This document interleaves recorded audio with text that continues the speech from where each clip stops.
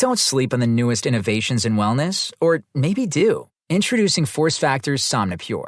Only at the Vitamin Shoppe, the new Somnipure line of drug-free sleep aids includes a muscle recovery formula to help you relieve sore muscles and improve sleep quality. Plus, for the first time ever at the Vitamin Shoppe, an easy-to-drink, fast-acting liquid solution with melatonin and natural botanicals to help you fall asleep faster, stay asleep longer, and wake up feeling refreshed. Sleep stronger with Somnipure at vitaminshoppe.com or the Vitamin Shoppe store near you.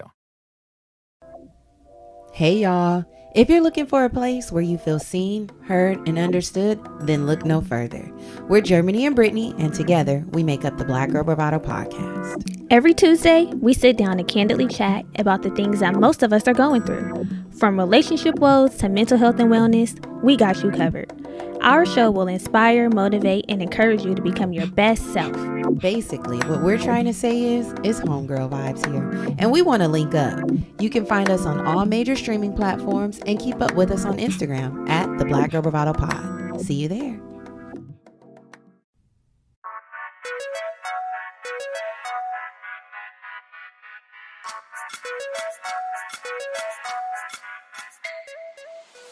Welcome to the Hypothalamic Amenorrhea podcast. I'm Danny Sheriff, your host, certified fertility awareness practitioner, functional nutrition counselor, and founder of the HA Society, and of course, an HA recovery coach who has walked where you currently are walking. This is the place to come if you care about getting your period regularly. This podcast aims to educate, inform, and keep you motivated on your period and HA recovery track. So let's dive in. But last thing, nothing on the show should be taken as medical advice, so please seek the advice of your physician.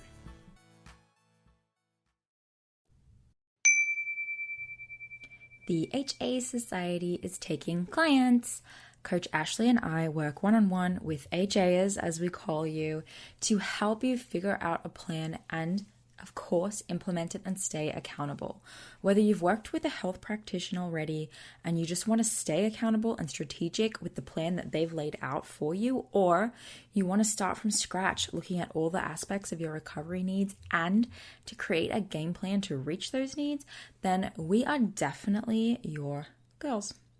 When you sign up to work one-on-one with one of us, we're going to go over your history, your biggest obstacles, ensure that we're taking into account your specific goals, and start making a plan to reach them. So those goals could be getting your period back, could be getting pregnant, could be getting back to exercise or sport, or simply working on your mindset around your body image and long-term recovery.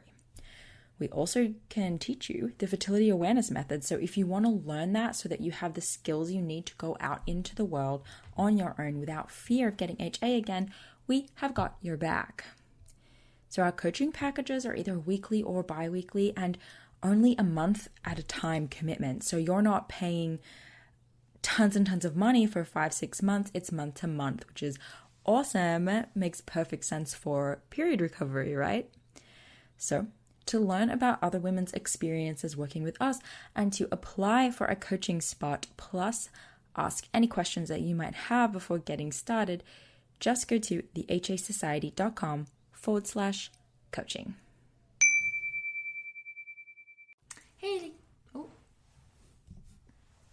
Hey, welcome back to the HA podcast. I am rejoined by Elyse Laurie, your period PT. A bunch of you guys will know her. If you don't, go find her on the Instagrams. Hey, Elyse. Hey, Danny. Welcome back. Thanks for having me again. Yeah, really excited. We actually grabbed some questions that her followers over on Instagram asked her, and she was going to answer them on Instagram, but we thought it would be fun. Maybe you still will, but it will be fun to answer some of them here on the show because you're in town. Yes, and I didn't answer them in time because it was your 30th birthday, so. And partying is more important than posting. This is true. Yeah, so we're going to dive in. We've got 4 questions. We'll try to get to all of them and just kind of powwow on them. So we're going to talk today about breakouts and like acne, skin, zits. Like, what does it mean? Is it good? Is it a good sign? Body checking and how to not do it. We're going to try and talk about how to know if you're eating enough if you're not tracking your calories. Like, how is it possible? And the biggest things that were helpful, right, in your healing journey, pretty much, in a nutshell. Yeah, sounds good. Great. Do you want to read the questions verbatim, or do you think we can do a pretty good job? I think we can do a pretty good job. Agreed. Okay, let's do it. Question number 1 was, I'm getting a lot of breakouts in recovery. Is this a good sign? Right? Yeah, that was it. You can go first. Well, there's obviously a lot that we would probably need to know about the situation in this circumstance. In my opinion, it is a sign that something is going on, but there's not enough information to exactly say what. I know a little bit about like hormonal acne can be positioned in different spots on your face. So if it is in those kind of areas, I would assume that it is a good sign that something is happening in terms of your hormones. Yeah, the reality is it's complicated. And like there's variations. There's not like, yes, 100% definitely. For example, like hormonal acne happens when you're pregnant, and I have never in my life had back acne. But in the first trimester, I had back acne for like 2 weeks, and then it went away. And so it's like, well, that's hormonal, right? So like that, that's evidence. When you have your period, it's really common to get those like deep, like sore, like other people can't really notice them, but you can feel them. And they're sore. Yeah, and they're often in the chin area, and people will, report getting one at the same time every month right there. Yeah. And so those like deep inner ones, definitely a common sign in the area, like the chin, the T-zone, right? So I think like so, yeah. above your eyebrows and the jawline too, I think. Jawline. Yeah. Those are common, and they're like the under your skin ones. Pretty much. But the other thing just I like to kind of ask is, okay, well, like, what are you eating? Because also, it's common in recovery to reintroduce foods you haven't eaten for a long time. And maybe as well, some of those are from like a more processed part of the world, like more sugars and refined sugars and carbohydrates. Maybe you're eating more gluten, or maybe dairy, Yeah. and your body's just reacting to something that it hasn't been eating an abundance of. Or like if you're eating an abundance of processed food, I think that like we all objectively know that our skin might react to that. So just take a look. Could it be those things? And if you think, well, no, I've been at this for many, many months, and I've been eating this for a while, and my skin's just now starting to have these zits, like maybe it is more hormonal. If you've just gone all in or something and you're getting these zits, it could be hormonal, but it also could be a reaction to some... Yeah, to the changes in your lifestyle. And the weather too, right? Like if you're going into humidity, you're sweating more, you're experiencing like greasiness. I've found greasiness, like if your skin is more oily in general, or your hair is more oily, those are hormonal signs as well. Yeah, so like you said, it is very complex. Yeah. Just, you got to look at the whole picture is all I'm saying, right? It's not just black and white. Yeah, totally. But if any of those sound like you, I hope that helps. Question number 2. Do you want to cover it? The body checking. So it was how to stop body checking during recovery. Truth be told, I didn't. In the beginning of recovery, I definitely still body checked. And I think it's because you're just so much more tuned in to the fact that your body is changing. You're almost expecting it to change. So you've kind of got like these lenses or goggles on that are just so focused on your body changing. And I think it happens over time. It's not like you just wake up one morning and you just,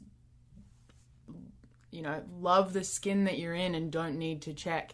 And this probably isn't the best piece of advice, but it definitely helped me in my journey, is for a little while there in the beginning, while I was gaining weight and I was seeing these changes, I stopped looking in mirrors.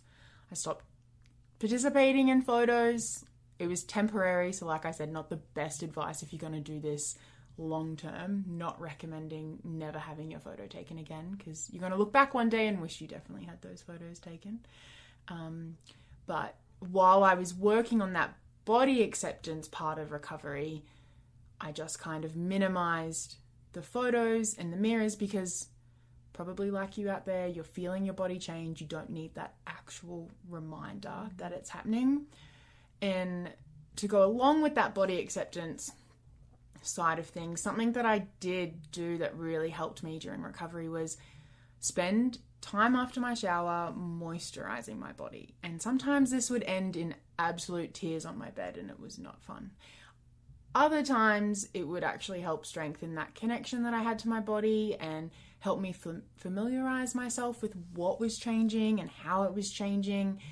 And once I knew what my body was like, I just didn't really need to check in on it. And then when you get your period, at least in my experience, I was so impressed and proud of my body that, to be honest, it didn't occur to me to be like, oh, how flat's my stomach this morning? Or, you know, I don't look good in this outfit, because I was feeling good. And I think that's a big thing. You're like slowly making that connection with like, this body is the one that menstruated. I'm impressed by this. Like, this is good. The other body is the one that was not functioning the way that it should be. Yeah, I like that. I don't think it's that bad advice, honestly, to not look in a mirror, because, you know, mirrors aren't found in nature, is my like stance on this. True. And if it's not found in nature, there's a good chance it's unnatural. And there's a good chance that, you know, it's like this thing that we introduced that's maybe not found in nature for a reason. I think that all the time, like photos, reflections, like the most we could ever see of ourselves was our face rippled in some water. And that's about it. And so it makes you kind of think like, what is the actual benefit of this much exposure to how I look? What would life actually be like if we had no idea really how we looked? Trips me out to think about. But if photos and mirrors didn't exist, you wouldn't know what you look like. Wow. Think about it. That's actually mind-blowing, because I don't think I've ever thought about it like that before. You would have no idea what you look like. You would just have to go off what other people say you look like. And would it matter? Would it really matter? Wow. Yeah. Maybe mirrors are the problem. Yeah. So I don't think it's that weird that you, like, actually, if you had no mirrors in your house, I think that would be really cool. And I tried to get my husband to do it, and he was like, no. But I think it would be, like, life-changing. It's kind of like giving up social media. Like, not having a mirror in your house would be freaking crazy. I wonder what it would be like to get rid of the mirrors for, like, a period of time. Like, how much do you rely on them? It's interesting. Yeah, that's a really great thing. How to stop body checking.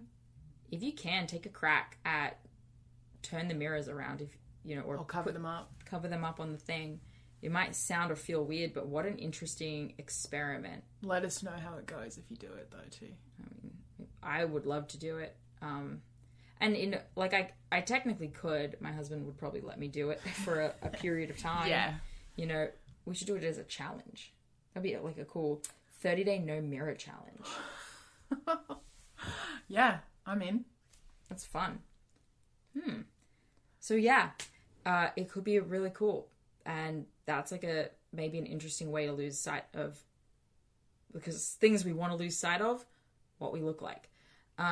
As well, I found like being busier and more interested in other things was really helpful. So when you have more to do and less time to look at yourself, it's helpful. Yeah, I completely agree with that, because I was really fortunate that my first few months of recovery lined up with my first semester of uni. So I was so busy studying and doing all this other stuff that, yeah, recovery and my body, while it was still quite a big thing going on, it wasn't the most important thing in my life. There was other things that kind of took priority. So yeah, you were more focused on things that matter. Yeah. Actually, having said that, that's where I kind of ran into a bit of trouble, is because I was so busy during the day that when I would get into bed, I would start to feel really uncomfortable in my sheets. It all came flooding. Yeah, like I still remember lying there in my sheets and just feeling my legs touch.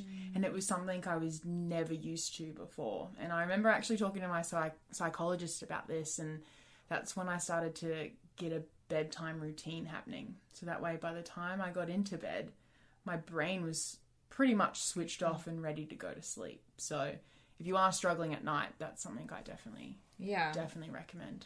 Yeah. That's okay. That's going to happen. Yeah. Dude, you need someone to talk to. Shit. 1000%. Yeah, talk therapy. 100%. Okay. I hope that helped, guys. All right.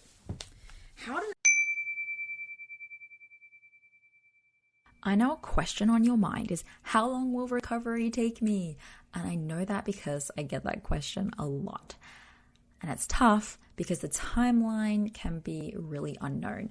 And look, I can't give you a magic answer that's 100% accurate, but what I can do is ask you a whole lot of questions to understand things like what your lifestyle is, where your mindset's at, what have you already tried, what are you willing to try and not willing to try, and a lot more questions like that to determine a general range that you could expect. So I created a quiz to help get that answer to you because I was asking these types of questions to girls all the time. So I thought I'd make a quiz, and it's called How Long Might It Take to Get My Period Back? The quiz.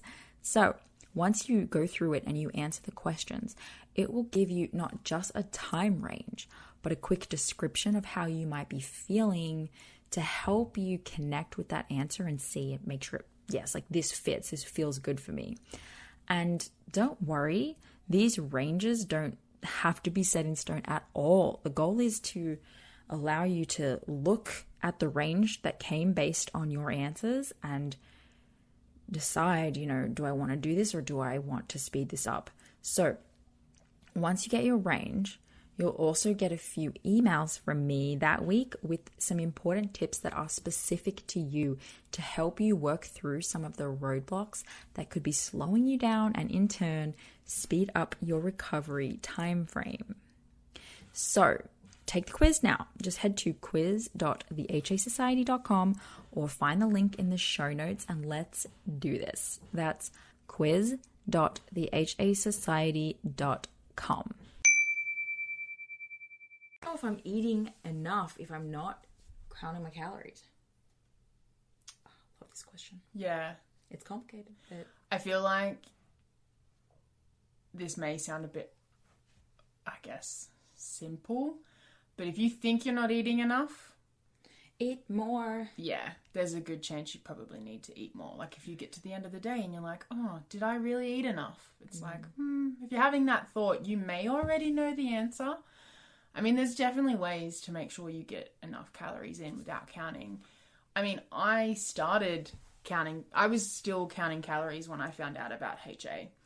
So naturally, I continued to count calories while I started recovering. Same. So for me, I got this idea of what the minimum 2,500 calorie looked like. And I'm a creature of habit, so I tend to eat similar things. So I just kind of would go off of that. Having said that, that can be really hard to do because you've been so used to one number, and then that number gets bigger instead of smaller. And once again, we have a belief that, a bigger number, whether it's on the scales or calories or whatnot, is somehow bad.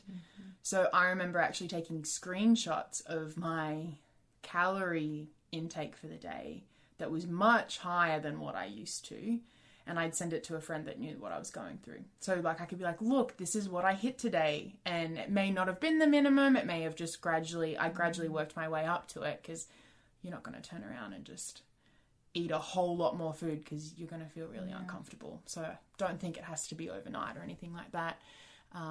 But that was really encouraging because she'd be like, yes, like this is what we want, like let's do it again tomorrow. And she was just a friend, like she wasn't a therapist, she wasn't a dietitian, she was just someone who knew what I was going through and could be like, yes girl, you need this, your body needs this is the right thing to do. And just having that confirmation from someone else that this is okay, until you start to believe it, is, for me, it was crucial in terms of upping my calories. And then I got away with MyFitnessPal. I just deleted it once I was confident that I knew what 2,500 calories looked like, and I was okay to go over it, because that's another challenge you face when you do track in the beginning, is like, I can't eat any more than 2,500 calories. And it's like, well, no, you actually can, and you might need to, because it's all very individual. But that's how I did it. It's not answering the question, but I guess you can track to get an idea of it. My biggest tip is, if you don't want to track, because you don't have to, is 3 meals, 3 snacks. Yeah. If you're getting 3 meals, 3 snacks in, or even a 4th snack, like a bedtime snack, which was my go-to in recovery, you should be hitting a good amount of calorie intake in a day. What do you think?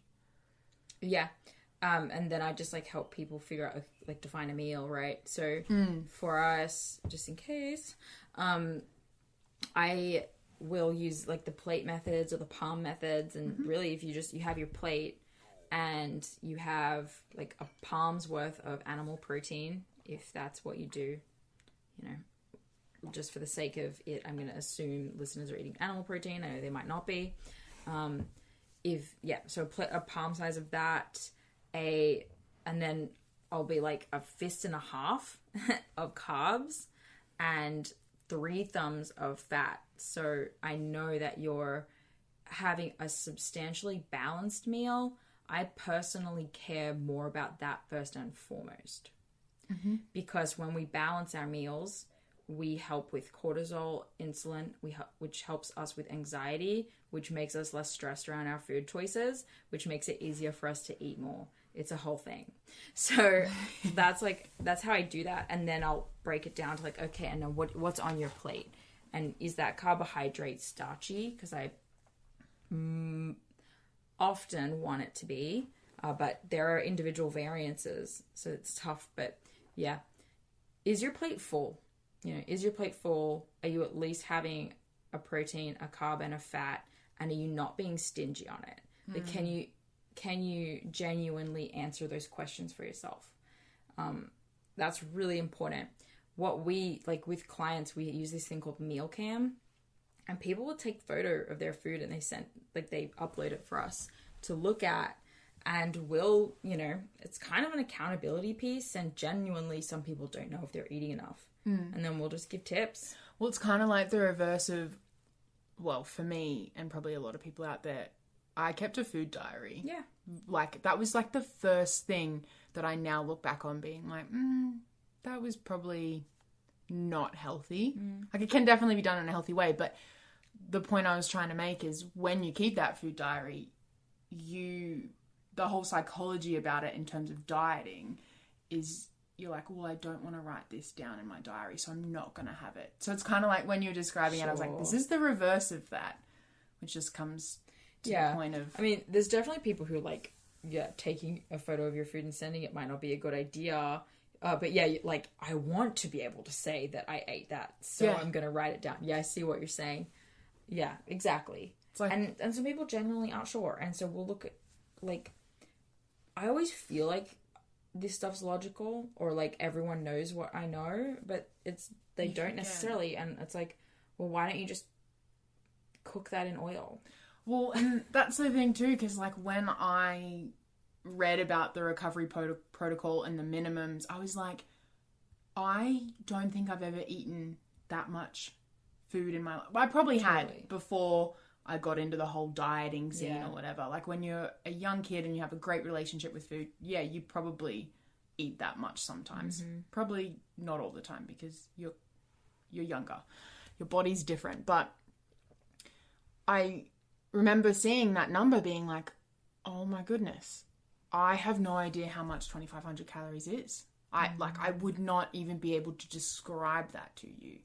So I think for me, that's why tracking really helped in the beginning, because A, I was still doing it, and B, I've never, probably like many listeners out there, never been taught how to properly fuel my body. I just always thought that less was better. Yeah. And more exercise was better. Because everyone tells you there's so much access to food now that, like, we eat too much, so if you aim to eat less, like, that's better. But that's just bullshit. So, Yeah. just saying. There's so much food that we're overwhelmed and we feel like we can't eat any of it. Exactly. Yes, exactly. So there's like the plate method, there's the palm method. Those can be really helpful. Yes, keeping a food diary and showing it, having someone to be accountable with it is helpful. I would journal and literally write what I ate that day. I talk to my husband about it if I was feeling anxious, or get his, I'd be like, do you think that this was enough? Or, I feel anxious eating more than this, just so that he could hear it and be like, you definitely need to eat more than that. There's a lot of ways you can do it. Yeah, and I think just to like continue summarizing that is trusting your intuition, because if you're needing to ask someone else, which is totally fine to do if you just need that, confirmation and that confidence to eat a bit more. But like we said at the beginning, if you're asking yourself how much, like, am I eating enough? Well, then you're probably not. And trust that part, because your body is going to give you signs that you need more food. Like, I know one thing for me was mental hunger. That was huge. My physical cues, hunger cues weren't really there, but I would be sitting at my desk studying and I would start thinking about food, and I just knew that it was time for me to go and eat, because that thought of food would only get worse the more that I just pushed it aside. So if you're thinking about food and if you think you haven't eaten enough, that's also a good indicator that you need to eat a bit more. Yeah. And I don't know, like, another, if you want just like something tactical you can do, stop using any, like, make sure you're not using any kind of low fat, 0 calorie. If those things are in your food, don't eat them. Like, just don't bother with them. Yeah. So if those are in there, there's a sign that, like, you're knocking calories off your meals when you shouldn't be. So ditch that, and, make sure you're cooking with oils and fats. If you are only eating lean protein, question that. Why are you only eating lean protein? Can you make a change there? If all of your vegetables are leafy greens, you're probably not getting enough calories in through that. If you're avoiding any food groups in general for reasons that are basically just fear-based, you're possibly not getting enough calories. Like, these are all questions to ask yourself. I guess as a tool, I have a tool. I made this thing, the Period Recovery Game Planner, and it's for these people. Yeah. That you can go through it and answer all of the questions in it. And it's like, I ask you a million questions about your habits and decision making around food, and it helps you sort of see for yourself the decisions you're making and how they're adding up at the end of the day, probably. Because self-reflecting is hard. Yes. It is a hard skill to learn, but it's also really important, because once you can self-reflect and become self-aware, you can make better decisions for recovery. That's right. Yeah. So that's helpful. You just Google that, Period Recovery Game Planner. It should come up. Or you can link it in the bio. I'll try to remember. I probably will remember. Okay. Yeah, so there's that. Feel good? Perfect. Last question. Biggest things that helped you in your healing journey? Is that how it was? Yeah. Some of the biggest things that helped us in our recovery journey. I'll let you kick that one off, because I need to think. Me too. Okay. So at the beginning it was hard because I didn't really believe it. I wasn't sure what was going on, how this could possibly be true. It was shaking my world. It was rocking its foundation. So it helped, obviously, to understand the science. It helped to really understand, my thought processes and where my decisions were coming from. So a lot of self-reflection, a lot of journaling, a lot of, I felt stressed today because I wanted to work out and push my body because everyone else does. And I know that that's not helpful because I'm trying to recover my period and I'm not fully healthy. So going through that constant inner dialogue was actually helpful for me. Yeah. As well as definitely looking for podcasts and other people who shared my issue and had advice on it. That was clutch. That's why I started this podcast, because there wasn't enough out there. Yeah, definitely. So finding that and tuning in regularly was just like, was super important, and tuning out of the crap. Yeah, and that's another skill that's really hard to develop. Mm-hmm. But like a muscle, it needs to be trained. Yeah, you just gotta stop listening to it. Like, yeah, you gotta remember that this does not apply to you right now. It just doesn't. Mm-hmm. Like, yeah, that's like such a big thing. People are like, but I heard this. It doesn't apply to you right now. yeah, are you missing a period? Then no, doesn't apply to you. Yeah. Like, kind of like stay in your lane kind of thing. Remember, I think that was another thing that really helped me, was remembering why I was doing this. If you don't have a reason to recover that is meaningful and that you really want, then why recover, in my opinion? Yeah, you know? I like that. And I think that people try to go into recovery and they're like, well, I should be able to just like go back to how I should have been behaving if I were never going to get HA. Does that make sense? So like, to reword it, you can't see the look on my face, but I must have looked confused. What? So if you, in an alternate timeline, things went differently and you never dieted and over-exercised, yeah, right? You would be eating, quote-unquote, normally and have a better relationship with food and stuff like that. And so we think that, oh, well, I'll just start acting like that now. Yeah. Right? Oh, I'll just eat like a normal person now. And I get that, but that means you're skipping the healing process. Yeah. And then you're confused that it's not working. So that's what we mean by like all general fitness advice, even if it's like good advice around a healthy relationship with food, or good advice for someone who is exercise 3 times a week. Like, that's good general advice. Yeah. But going from having HA, training 7 days a week to 3 days a week, that doesn't apply to you yet. Yeah. You have to go through the healing process first. It's like fast tracking the HA recovery side so that you're on the other end of it without having your period back, is what you're saying. Yeah, but not even fast tracking. Like, you probably won't get your period back if you don't make the maximum required change in your exercise. Well, yeah, because while you can start acting like a quote-unquote normal person, like if you never had HA and you just start doing what you probably should have been doing, but without the period, you don't make up for all that time of restriction. Like that, like you said, the healing process. So like, you do need to probably nourish your body more so than you will in the future. But it's the way I thought about it was making up for pretty much close to a decade of restriction that I put my body through. Yeah, absolutely. Yeah, there is debt owed. Yeah, it's literally you're in debt to your body and you got to make up for it. Like, you don't get to just like come back and be like, oh hey, like body, let's pick up where we went wrong. Yeah. Do you know what I mean? Like, no. So one way I thought about it was like looking at my body, and this is probably a great way to answer this question. Like, something that really helped in my healing process was looking at my body as my best friend. I actually, when I refer to my body, I refer to her as my pronouns, she, her, right?